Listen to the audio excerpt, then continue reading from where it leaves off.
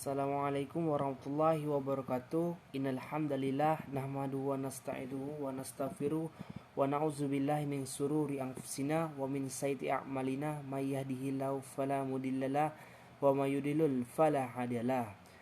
Asyhadu an la ilaha illallah wahdahu la syarikalah wa asyhadu anna Muhammadan abduhu wa rasuluh amma ba'du.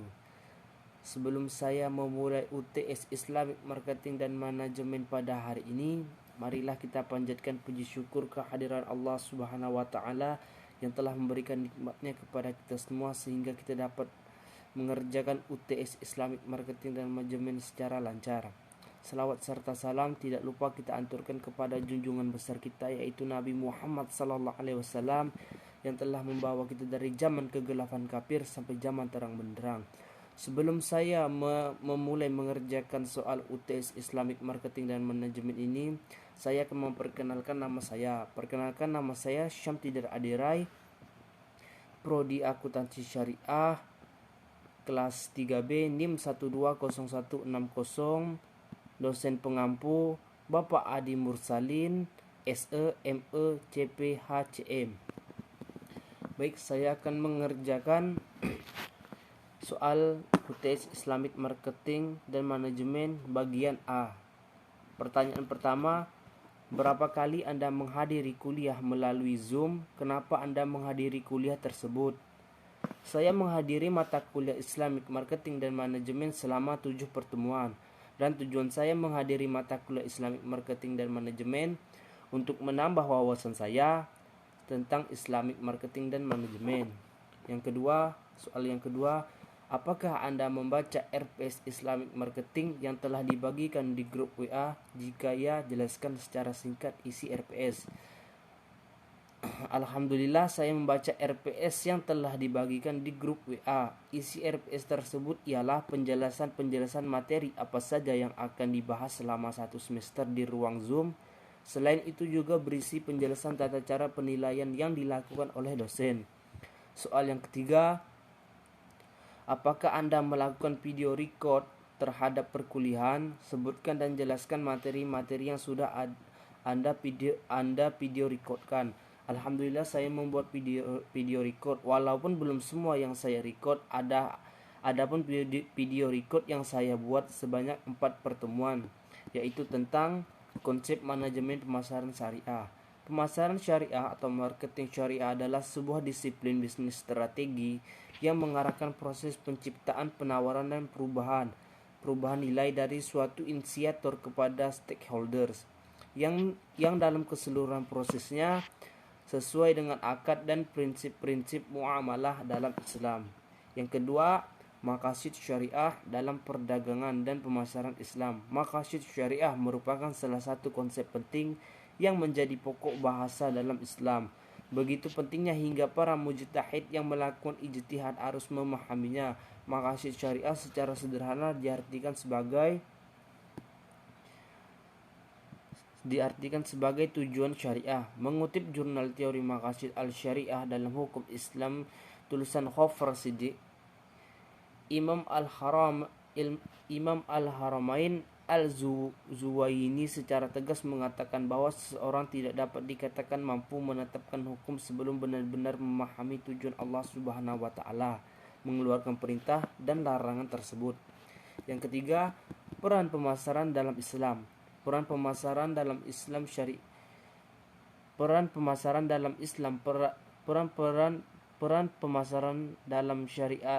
syariah Islam diartikan perusahaan yang berbasis syariah diharapkan dapat bekerja dan bersikap profesional dalam dunia bisnis, karena dengan profesionalitas dapat membutuhkan kepercayaan konsumen.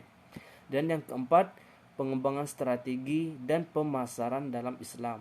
Strategi pemasaran merupakan rencana yang menyeluruh, terpadu, dan menyatu di bidang pemasaran yang memberikan paduan tentang kegiatan yang akan dijalankan untuk tercapainya tujuan pemasaran suatu perusahaan, mengenai kegiatan muamalah yang senantiasa berkembang sehingga manusia dituntut untuk mengikuti perkembangan dan semakin modern dan sesuai dengan syariat Islam. Dan pertanyaan yang terakhir, yaitu pertanyaan yang keempat, Selama mengikuti kuliah Islamic Marketing, apakah Anda aktif dalam menjawab soal-soal diskusi di kelas Zoom?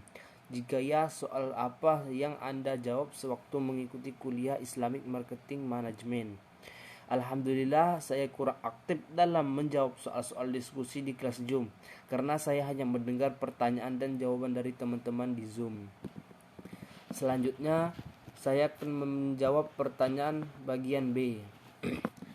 Pertanyaan bagian B yang pertama ialah, coba saudara bacakan surah Al-Jumu'ah ayat 10 dan surah Al-Maidah ayat 2. Sebutkan artinya dan isi kandungannya. Baik, yang pertama saya akan membacakan surah Al-Jumu'ah ayat 10. Fa'ija qudiyati salawatu fantashiru fil ardi wabtahu min fadlillah wazkurullaha katsiran la'allakum tuflihun. Artinya, apabila solat telah dilaksanakan, maka bertebaranlah kamu di bumi, carilah karunia Allah dan ingatlah Allah sebanyak-banyak agar kamu beruntung. Kandungan Al-Jumu'ah ayat 10 ini mengutip tafsir Kementerian Agama dalam ayat 10 dalam ayat Al-Jumu'ah ayat 10. Allah tidak menyepelekan aktivitas duniawi yang kita jalani. Seperti dikatakannya, apabila solat telah dilaksanakan maka bertebaranlah kamu di bumi.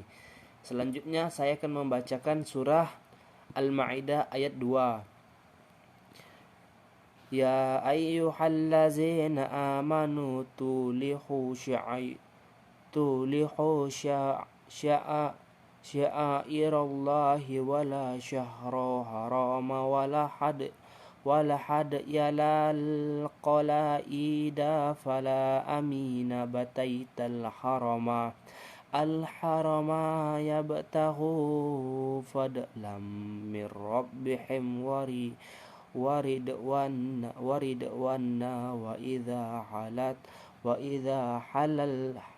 idha halaltum fastadu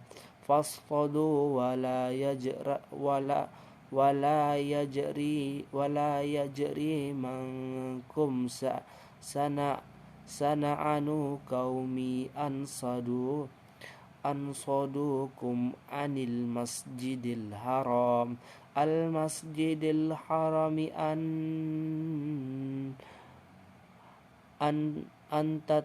antatadu wa ta'awanu alal birra wa taqwa wala ta'awanu alal ismi wal udwani waqullahi Allah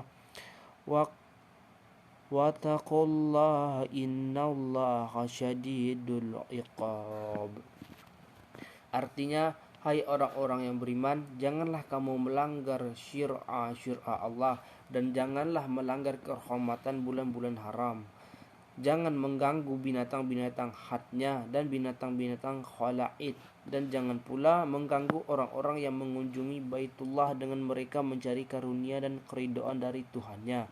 Dan apabila kamu telah menyelesaikan ibadah haji, maka bolehlah terburu.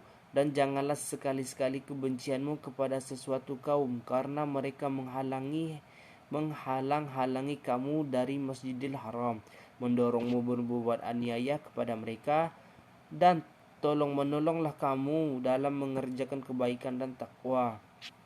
Dan janganlah tolong-menolong dalam berbuat dosa dan pelanggaran, dan bertakwalah kamu kepada Allah, sesungguhnya Allah amat berat siksanya.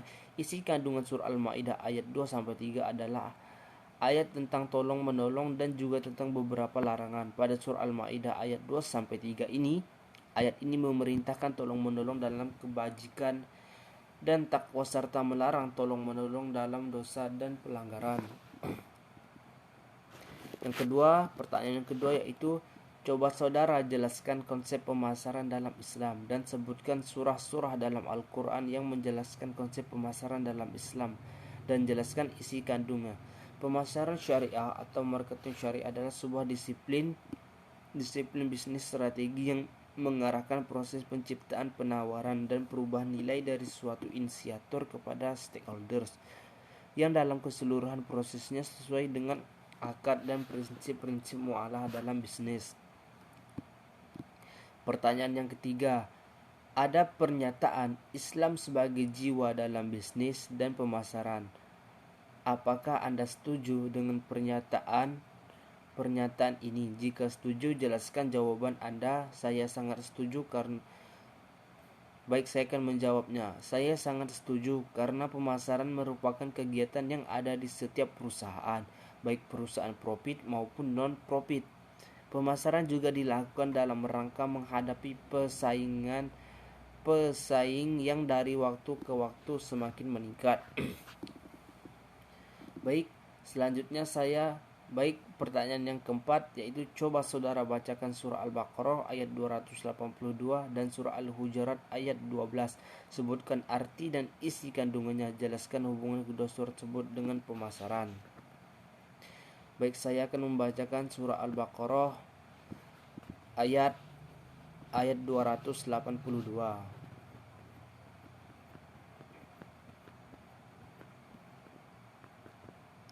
Auzubillahi minasyaitonirrajim. Bismillahirrahmanirrahim. Ya ayyuhallazina amanu idza tadayantum bidaini ila ajali musamma faktubuhu wal bainakum katibum bil adli wala ya'baka kitabun an yaktubu kama alamahullahu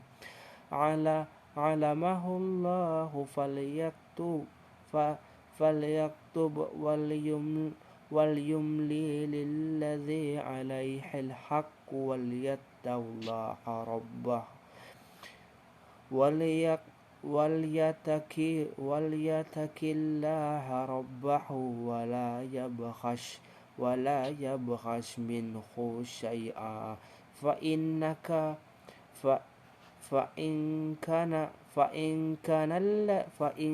allazi alaihil haqqu syafiha aw dha'ifa aw la mirrajalikum fa illam yakuna rajulaini farajulu wamra'atani mimman tardawna minna syuhada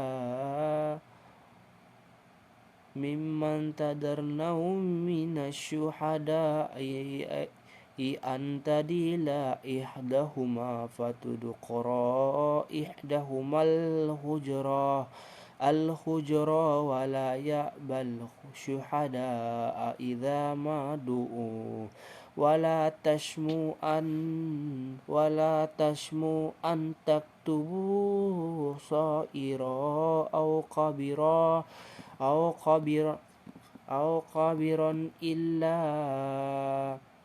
qabiran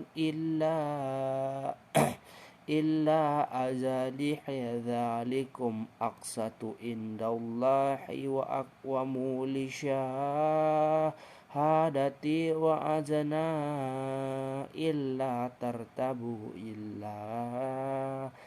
illa an takuna tijaratan hadiratan tudiru wa naha bainakum falaysa alaikum janahun ala taktubuha wa ashhidu idza tabayatum wala yudarra kitabu wala syahidun wa in taf'alu fa innahu faswaqun bikma waqullaha wa ya'lamukumullahu wallahu bikulli syai'in alim. Artinya, wahai orang-orang beriman, apabila kamu melakukan utang piutang untuk waktu yang ditentukan, hendaklah kamu menuliskannya, dan hendaklah seorang penulis di antara kamu menuliskan dengan benar. Janganlah penulis menolak untuk menuliskannya sebagai Allah telah mengajarkan kepadanya, maka hendaklah dia menuliskan, dan hendaklah orang yang berutang itu mendiktekan, dan hendaklah dia bertakwa kepada Allah Tuhannya, dan janganlah dia mengurangi sedikit pun daripadanya. Jika yang berutang itu orang yang kurang akalnya atau lemah keadaannya atau tidak mampu mendiktekan sendiri, maka hendaklah walinya mendiktekannya dengan benar, dan peraksikanlah dengan 2 orang saksi laki-laki di antara kamu. Jika tidak ada saksi 2 orang laki-laki, maka boleh seorang laki-laki dan 2 perempuan di antara orang-orang yang kamu sukai dari para saksi yang ada, agar jika yang orang lupa, maka yang seorang lagi mengingatkan. Dan janganlah saksi-saksi itu menolak apabila dipanggil, dan janganlah kamu bosan menuliskannya untuk batas waktu, baik itu kecil maupun besar. Yang demikian itu lebih adil di sisi Allah, lebih dapat menguatkan kesaksian, dan lebih mendekatkan kamu ke ketidakraguan, kecuali jika hal itu merupakan perdagangan tunai yang kamu jalankan di antara kamu, maka tidak ada dosa bagi kamu tidak menuliskannya. Dan ambillah saksi apabila kamu berjual beli, dan janganlah penulis dipersulit, dengan begitu juga saksi. Jika kamu lakukan yang demikian, maka sungguh hal itu suatu kefasikan pada kamu, dan bertakwalah kepada Allah. Allah memberikan pengajaran kepadamu, dan Allah Maha mengetahui segala sesuatu.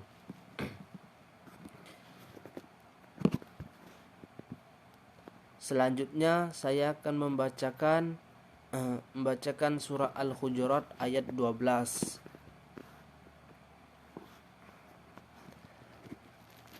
A'udzubillahi minasyaitonirrajim. Bismillahirrahmanirrahim. Ya ayyuhallazina amanu jtanibu katsiran manazonna ina ba'daz-zonna ithmu wala tajassasu wala takhtab ba'dukum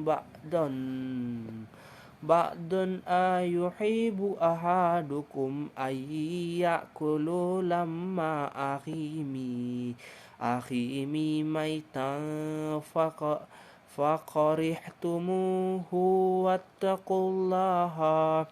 wattaqullaha innallaha tawwabur rahim. Artinya, wahai orang-orang yang beriman, jauhilah banyak dari prasangka. Sesungguhnya sebagian prasangka itu dosa, dan janganlah kamu mencari-cari kesalahan orang lain, dan janganlah di antara kamu yang mengunjungi sebagian yang lain. Apakah di antara kamu yang suka memakan daging saudaranya yang sudah mati? Tentu kamu merasa jijik. Bertakwalah kepada Allah. Sesungguhnya Allah Maha penerima tobat, Maha penyayang.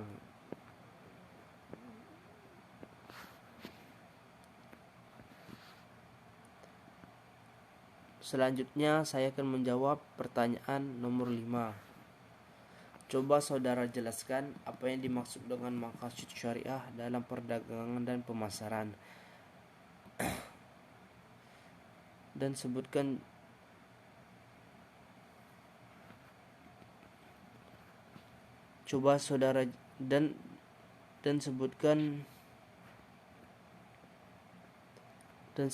dan bacakan surah-surah Al-Quran yang menjelaskan tentang ijazah beserta isi kandungannya. Baik, saya akan menjawab pertanyaan nomor 5.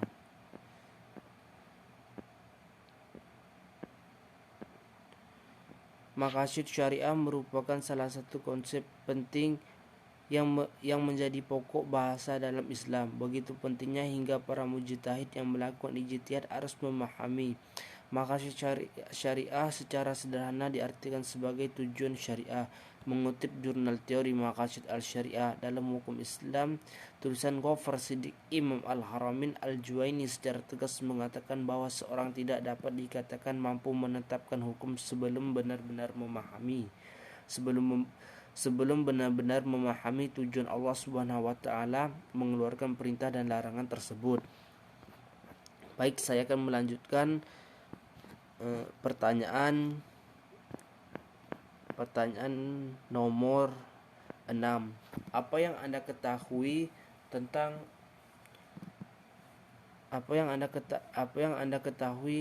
tentang riba dan jenis-jenis riba beserta contohnya: talaqil rukban, ba'i najashi, tadlis, ikhtikar, dan jual beli khofar.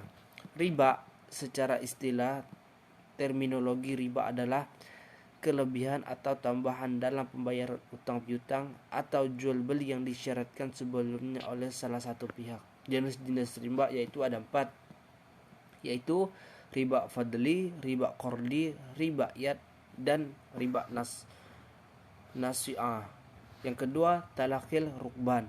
Talaqil rukban adalah seorang pembeli memberitahukan kepada orang yang ingin menjual barang bahwa barang yang akan dijual tersebut tidak laku di tempat itu, dengan tujuan agar ia bisa memanipulasi harganya, membelinya dengan harga yang lebih murah dan biasanya hukumnya haram tapi sah. Yang selanjutnya, ba'i najashi. Ba'i najashi yaitu rekayasa pasar dalam demand atau permintaan yang terjadi apabila seorang produsen menciptakan permintaan palsu sehingga seolah-olah ada banyak permintaan terhadap harga suatu produk yang menyebabkan harga jual produk tersebut naik. Selanjutnya, tadlis, yaitu transaksi tadlis merupakan transaksi yang tidak boleh atau diharamkan dilakukan dalam kegiatan ekonomi, yaitu dalam transaksi jual beli. Mengapa tidak boleh? Karena transaksi tadlis mengandung unsur ketidaktahuan dari suatu pihak yang melakukan transaksi jual beli. Ketidaktahuan yang maksud di sini bisa jadi dalam kategori harga barang, kuantitas barang, kualitas barang, dan waktu penyerahannya. Transaksi tadlis merupakan transaksi yang dilarang dalam ekonomi Islam, yang termasuk dalam kategori kedua, yaitu haram selain zatnya. Selanjutnya ikhtikar. Ikhtikar adalah kegiatan ekonomi yang dilakukan oleh seorang pelaku ekonomi dengan menimbun suatu barang dengan tujuan mendapatkan keuntungan sebesar-besarnya tanpa melihat kesusahan orang lain. Yang selanjutnya, yang terakhir, jual beli khorar. Khorar atau takhrir adalah istilah dalam kajian hukum Islam yang berarti keraguan, tipuan, dan tindakan yang bertujuan untuk merugikan orang lain. Khorar dapat berupa suatu akad yang mengandung unsur penipuan karena tidak adanya kepastian baik mengenai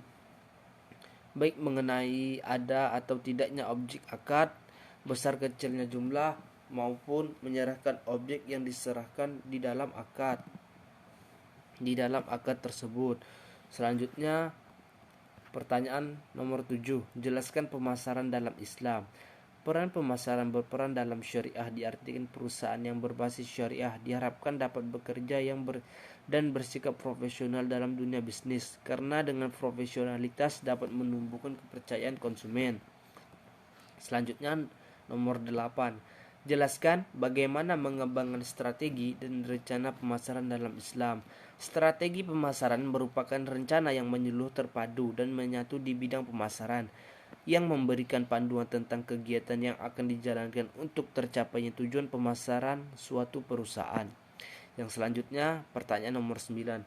Mengapa perusahaan harus melakukan tabayun dalam mengenal lingkungan bisnis? Dalam Islam, tabayun atau verifikasi merupakan ajaran penting dalam agama Islam yang harus kita amalkan agar sebisa mungkin terhindar dari fitnah. Selanjutnya, pertanyaan nomor 10. Baca surah An-Nisa ayat 94 ayat 94 dan jelaskan isi kandungannya. Baik, saya akan membacakan surah An-Nisa ayat 94 dan isi kandungannya. Auzubillahi minasyaitonirrajim. Bismillahirrahmanirrahim. Ya ayyuhallazina amanu idza darabtum fis sabilillahi fatabayyanu wa la taqulu liman alqa ilaikumussalama lasta mu'minan tabtaghuna kharadal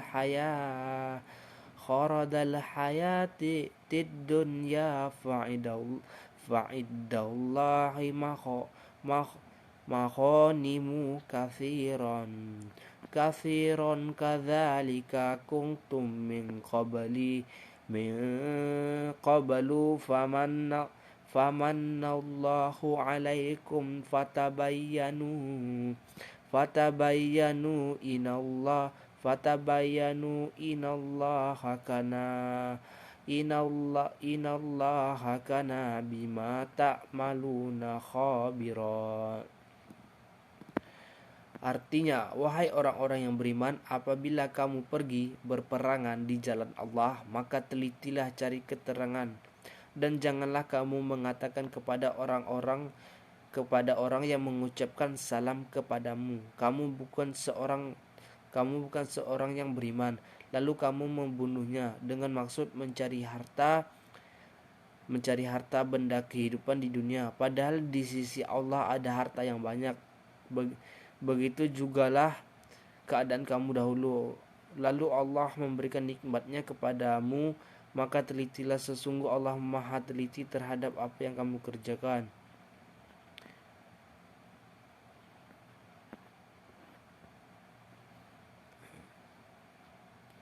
Isi kandungan ayat tersebut yaitu Allah menegaskan hukuman yang amat pedih bagi seorang yang melakukan pembunuhan dengan sengaja. Selanjutnya saya akan menjawab pertanyaan nomor 11. Jelaskan mengapa riset pemasaran dalam Islam penting untuk dipelajari. Riset pemasaran berarti melakukan riset terhadap pasar untuk menentukan bentuk pemasaran yang tepat bagi bisnis. Riset pemasaran merupakan metode efektif dalam melihat kebutuhan dan keinginan pasar, mencari tahu berbagai peluang yang ada hingga preferensi konsumen. Karena dinamika industri yang fluktuatif, sebuah bisnis akan sulit bertahan tanpa melakukan riset pasar dan mencari tahu keinginan para konsumen. Riset pasar berarti mengumpulkan data dari target pasar yang menjadi sasaran produk atau jasa dari suatu bisnis. Data-data yang dikumpulkan berupa kebutuhan pasar, peluang bisnis, tantangan, hingga informasi mengenai kompetitor.